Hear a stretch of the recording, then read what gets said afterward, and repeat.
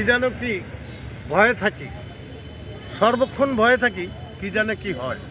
আসলে প্রিয় দেশবাসী, আমি আজকে প্রতিনিয়তই আমার ভক্তবিন্দুরা আমার কাছে ফোন দিয়ে বিভিন্ন ধরনের কথা বলে, তাই সর্বক্ষণ ভয়ভীত নিয়েই সময়গুলি পার করছি।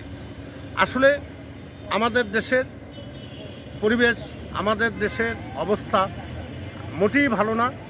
যেইভাবে আমাদের আইনশৃঙ্খলা অবনতি, যেইভাবে আমাদের দেশের প্রশাসন চুপ করে চোখ বন্ধ করে হেঁটে যাচ্ছে, তাদের চোখের সামনে ছিনতাই হচ্ছে, তাদের চোখের সামনে মাদক বিক্রি হচ্ছে, তাদের চোখের সামনে বিভিন্ন ধরনের অপকর্ম হচ্ছে, চাঁদাবাজি হচ্ছে, তারা চোখ খুলে দেখে না, মুখ খুলে কথা বলে না।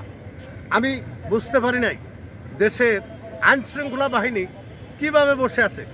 আপনি বলেন সেনাবাহিনী টলের কথা, সেনাবাহিনী এক মুহূর্তে আসে, এক মুহূর্তে চলে যায়। আর সেনাবাহিনী দেখলে এমনও মানুষগুলো সাইড হয়ে যায়, তাদের চোখে পড়ে না, ঠিক আছে।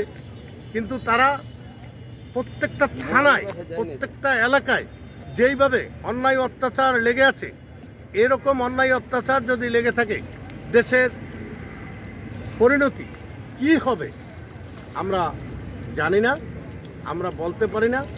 তাই আজকের দেশবাসীর উদ্দেশ্যে আমি কিছু কথা বলতে চাই। যত আইনশৃঙ্খলা বাহিনী থাকুক না কেন, যার যার জায়গার থেকে শেষে যদি সতর্ক না হয়, যার যার গার্জিয়ান তার তার ছেলেবেলেকে যদি কন্ট্রোলে না রাখে, তবে দেশের পরিণতি আরও খারাপ হয়ে যাবে। এমনকি অতি নিকটে গৃহযুদ্ধ লেগে যেতে পারে আমাদের এই দেশে। আমাদের দেশটা যেইভাবে বিদেশি হস্তক্ষেপ করতেছে, এইভাবে যদি চলতে থাকে, তাইলে দেশের পরিণতি আরও খারাপ হতে থাকবে। উচিত এই মুহূর্তে খুব শীঘ্রই একটা নির্বাচন দিয়ে ক্ষমতাশীল হাতের কাছে দেশটাকে বুঝিয়ে দেওয়া। আর যে যেখানে আসি সেখান থেকে আমরা যদি একটু সুন্দর পথে চলতে চাই, অধিক মুনাফা না করে সামান্য কিছু লাভ করে আমরা যদি বাজারে মালগুলি ডেলিভারি দেই, তাহলে জনগণ বাঁচবে, বাঁচবে দেশও। তাই দেশে হতদরিদ্র অত্যন্ত বেড়ে গেছে। আর মধ্যবিত্ত লোকেরা না বলতে পারে, না কইতে পারে, না সইতে পারে, তারা খুব জ্বালার মধ্যে দিনগুলো কাটাচ্ছে।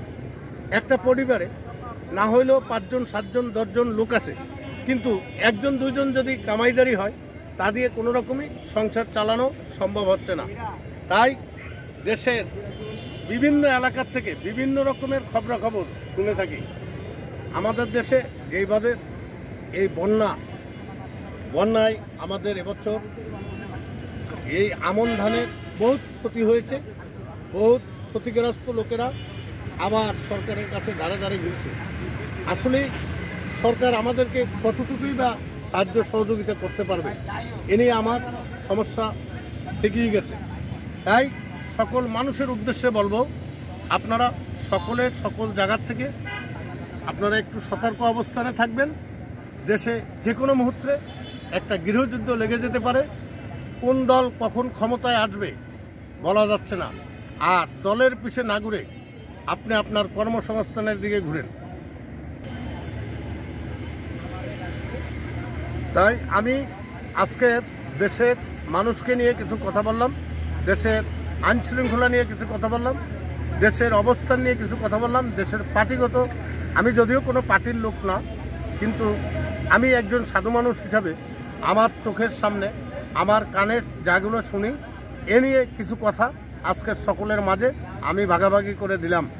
আশা রাখি আমার এই কথাগুলো আপনাদের সকলের ভালো লাগবে এবং এই কথাগুলো শুনলে আপনারা বুঝতে পারবেন দেশ কোথায় চলে গেছে, দেশের পরিস্থিতি কি হচ্ছে। আর যদি আমার এই কথাগুলো ভালো লাগে, আপনারা আমার চ্যানেলের পাশে থাকবেন। আমি প্রতিনিয়তই আপনাদেরকে নতুন নতুন কথা দিয়ে থাকি।